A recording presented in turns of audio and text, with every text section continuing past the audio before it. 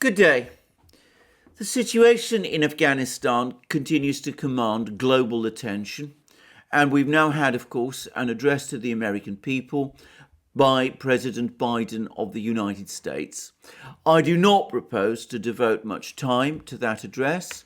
All I would say is that it was striking to the extent to which President Biden seemed to look for everyone else to blame but himself for the debacle which has taken place in Afghanistan, making criticisms of previous administrations, especially that of George W. Bush and Donald Trump, and also blaming the Afghan army and the Afghan government for the debacle. I suspect the most important part of his speech, and the one which many people in Washington are going to take particular note of, is the part of the speech where Biden appeared to criticize the policy of humanitarian interventionism, which has been so much the policy of certain elements within the Democratic Party. The reason I say that is because I expect that those Democrats who are still deeply committed to the policy of humanitarian interventionism, along with the neocons, and of course a large part of the permanent bureaucracy in the State Department and the intelligence community, who are committed to an interventionist foreign policy, probably backed Joe Biden last year against Donald Trump precisely because they saw him as an interventionist. These remarks criticizing interventionism and nation building in foreign countries and implying that it is not the business of the United States to promote democracy around the world, for these people will amount practically to heresy, and they must be wondering to what extent they can rely on President Biden in future. Anyway, I'm not going to spend too much time about this address.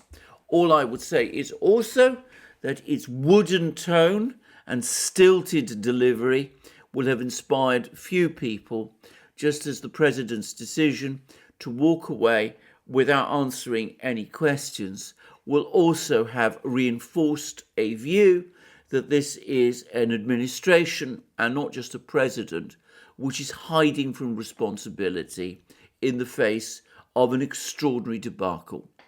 But let us turn to what really matters, and that is the diplomacy that is now feverishly taking place around and inside Afghanistan, as various governments around the world scramble to come up with a policy in response to the sudden changes which have taken place, and as they also try to pick up the pieces of the policies that were left and of the situation in Afghanistan generally.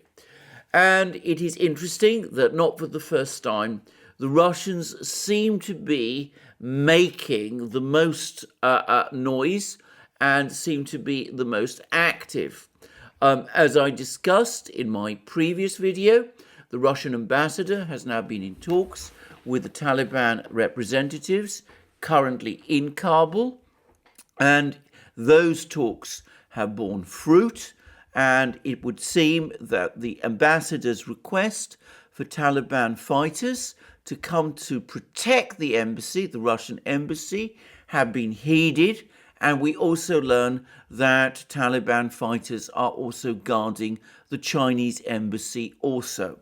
And the Chinese and the Russians have both made clear that they have no intention of evacuating their staff from their embassies anytime soon. Moreover, the Russians have been issuing a whole string of optimistic claims and comments about the situation in Kabul itself. Some of these come from the ambassador, who gave a long and very interesting interview with the Russian radio station Echo of Moscow, Echo Moskvy.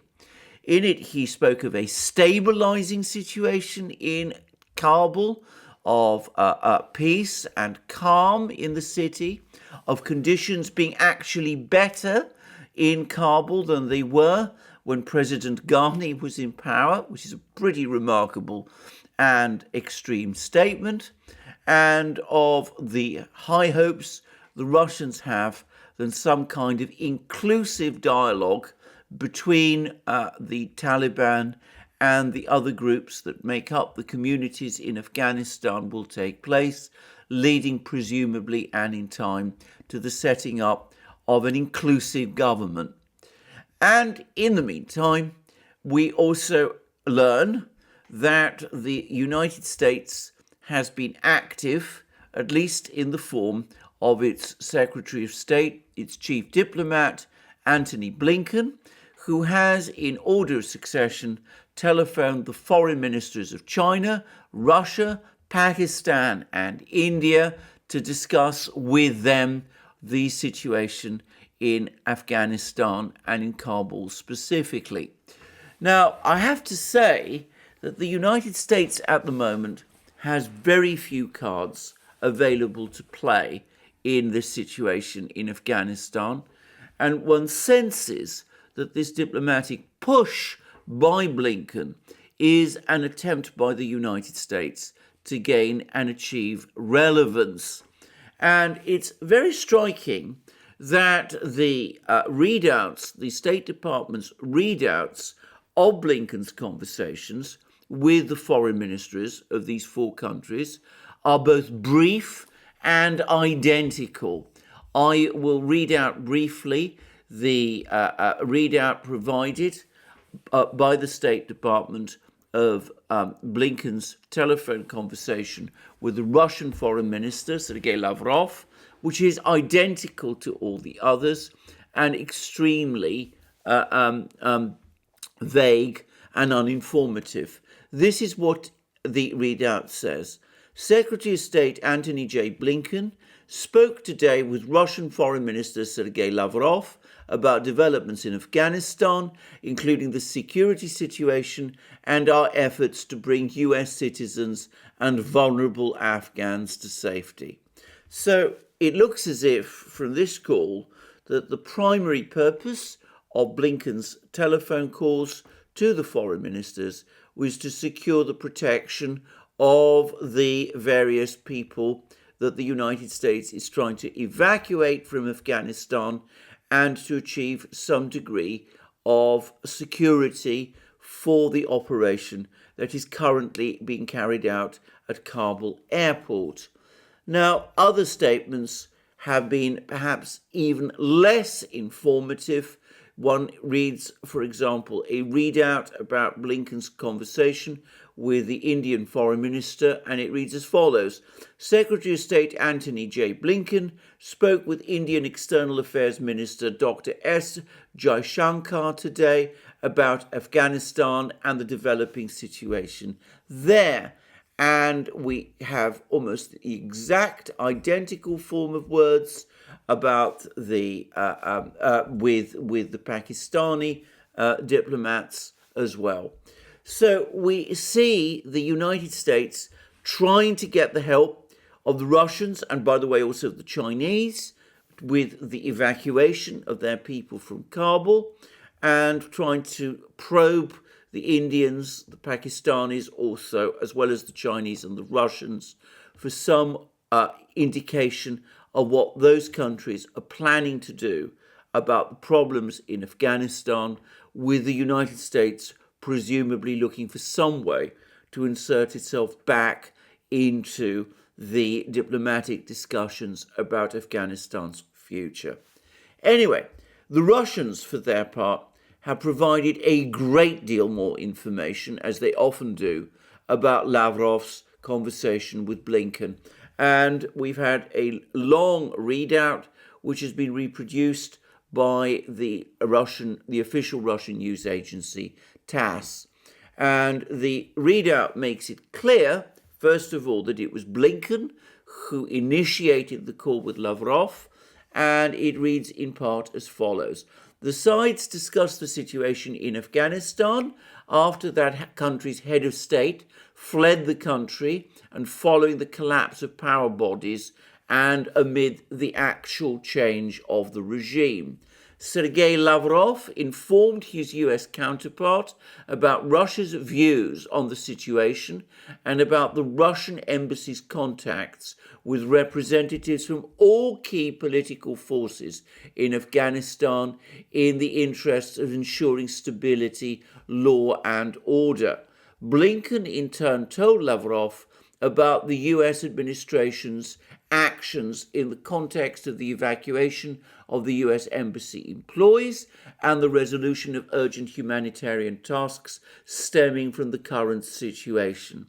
And we then go on to learn that Lavrov and Blinken agreed to continue consultation involving all concerned sides to promote dialogue in Afghanistan after the change of power in the country, with the two diplomats agreeing to continue consultation involving representatives from China, Pakistan and other concerned countries and the United Nations in a bid to help create conditions for the establishment of an inclusive intra-Afghan dialogue in the new environment.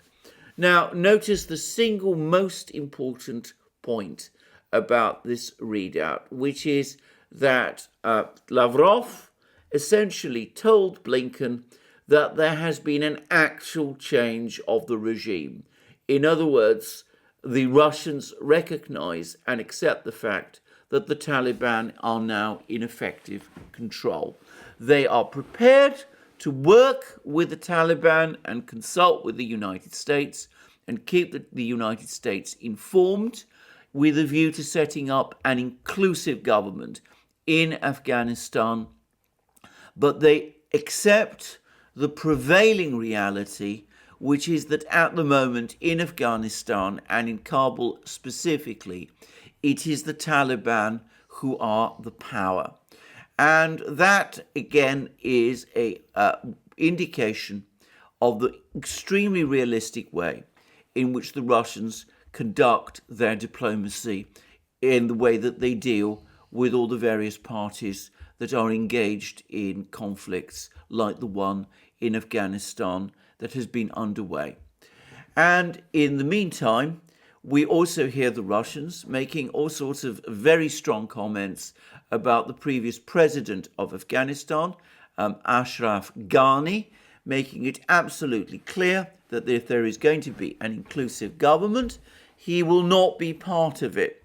It was the Russians who revealed what no one has denied or contradicted, that Ghani fled Kabul, apparently without informing his fellow ministers, without informing foreign governments, and that he went to the airport in a convoy of 4 cars, piled up with cash, and that there wasn't apparently enough room on the aeroplane that took him out of Afghanistan for all these bags of cash, and that one bag with notes amounting to $5 million being left behind on the airport tarmac. And in fact, the Russian ambassador has now actually said, or in fact, not the ambassador, the special Putin's special representative for Afghanistan, Zamir Kabulov, has actually said on Monday in an interview with the Zvezda TV channel. The Zvezda TV channel, by the way, is run by the Russian Ministry of Defense, that Ghani did not just leave Afghanistan, he fled, and in the most disgraceful manner. He is the man who addressed the Afghan people the day before yesterday, claiming that he was ready to take the last stand and sacrifice his life. And here is what really happened. He's election-based questions. He misgoverned the country and eventually fled. This is all I can say about the man. He deserves to go on trial before the Afghan people. Well, I doubt that's going to happen, but clearly the Russians have no time for Ashraf Ghani, neither do the Taliban, and politically speaking, he is now a corpse. So much for him, it would seem. The other big conversation that took place today, diplomatic conversation, is one which took place between the two foreign ministers of China and Russia, Sergei Lavrov and Wang Yi. And the Russians have provided a very detailed readout. Now, this is an extremely interesting readout, and one would love to know whether this conversation between Wang Yi and Lavrov happened after they each individually spoke to Antony Blinken. It's possible that this was a pre-arranged call. There was apparently some discussion about the treaty, the importance of the treaty on good neighborliness, friendship and cooperation between the two countries, and various other things, and about the commemoration of the anniversary of the end of the Second World War. But we also learn that an exchange of views took place on building up foreign policy coordination between China and Russia, including at the UN, as well as in connection with the latest events in Afghanistan and their impact on the situation in the region.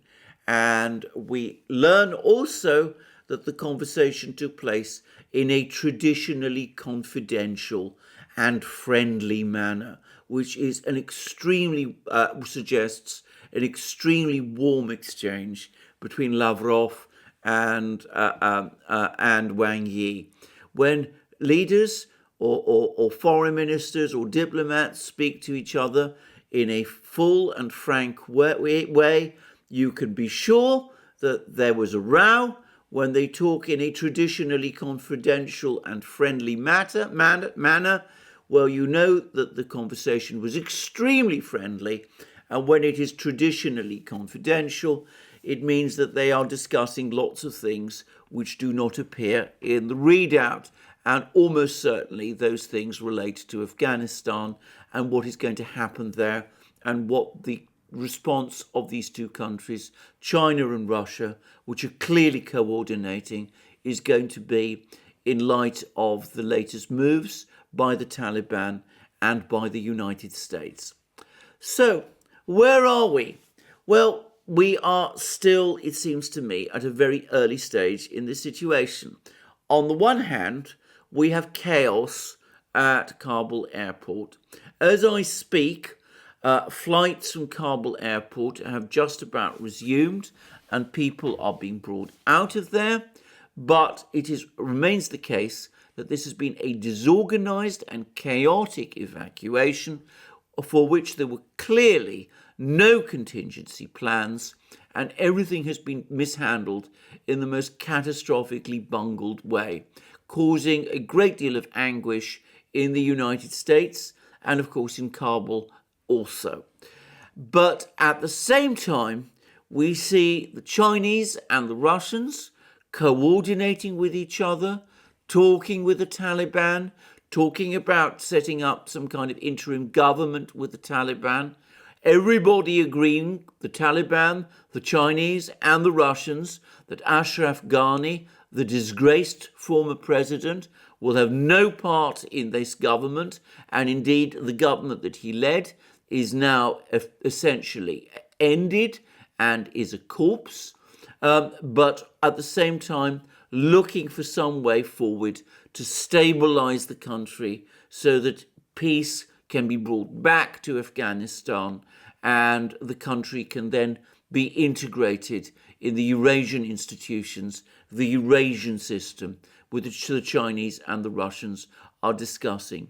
And we see the Taliban open to all of these discussions, willing to speak to the Russians and the Chinese in Kabul, and also apparently still prepared to talk in Doha, in Qatar, though one has to say that these discussions in Doha in my opinion, are probably now simply a way of stringing along the United States, giving the United States the impression that they have a role to play in Afghanistan when realistically they no longer do.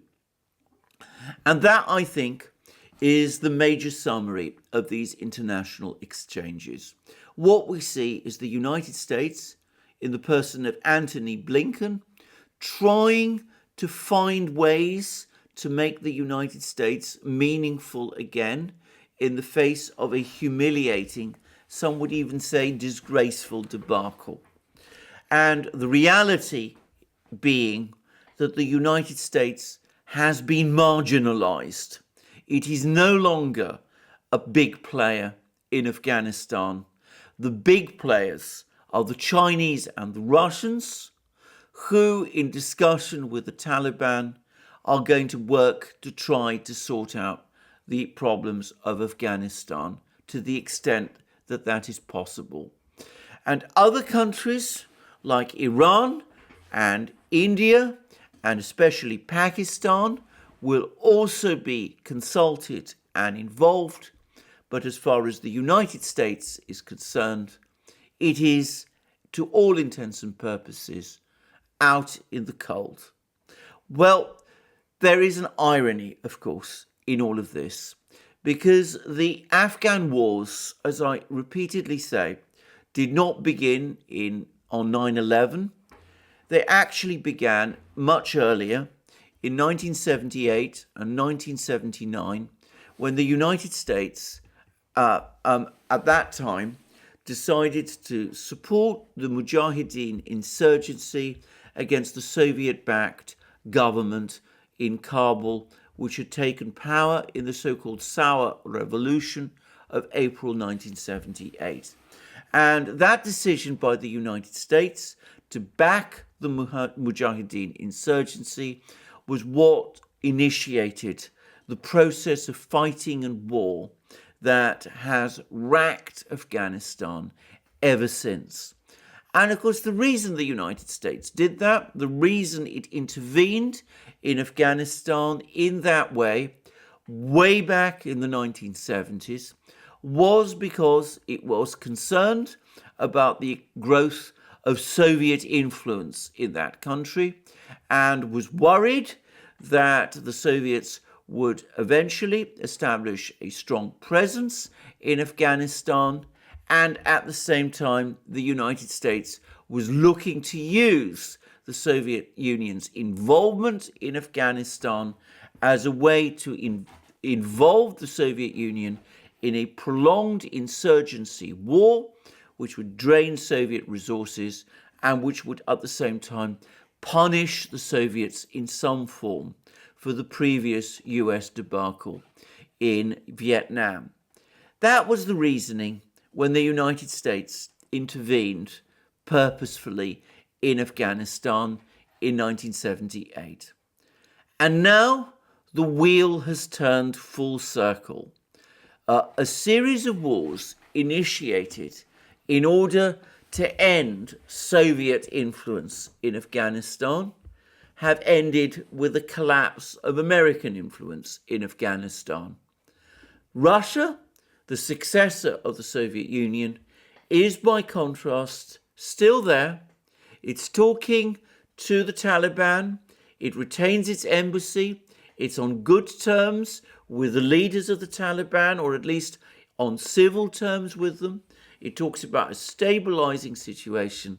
And alongside its friend China, it is now playing all the big cards. There must be some old veterans of the war, of the Soviet war in Afghanistan in the 1980s, who are still around in Russia today, who must be savoring the irony. Well, regardless of that, it seems to me that though the Afghan wars may or may not be close to resolution, for the United States, it truly is the end of the affair. Thank you very much for joining me for this program today. I look forward to you joining me in future programs on this channel and on our main channel, the Duran, where I do programs with my colleague and friend Alex Christoforou. Please also remember to check out Alex's channel. You find links under this video. Please also check us out on our other platforms, BitChute, Odyssey, the new free speech platform, SuperU, and also, and above all, Rumble and Locals. Locals being the platform where we now have a thriving community and where I will shortly and imminently be doing live streams and such like things, which I've had to delay slightly as I try to keep up with the dizzying pace of events in Afghanistan and elsewhere. And also, if you want to support us, please do so via PayPal, Patreon, and Subscribestar.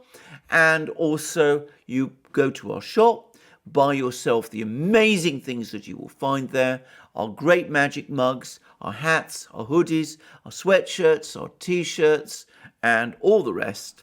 And last but not least, please remember to tick the like button on this video if you've enjoyed it, and please also check your subscription to this channel.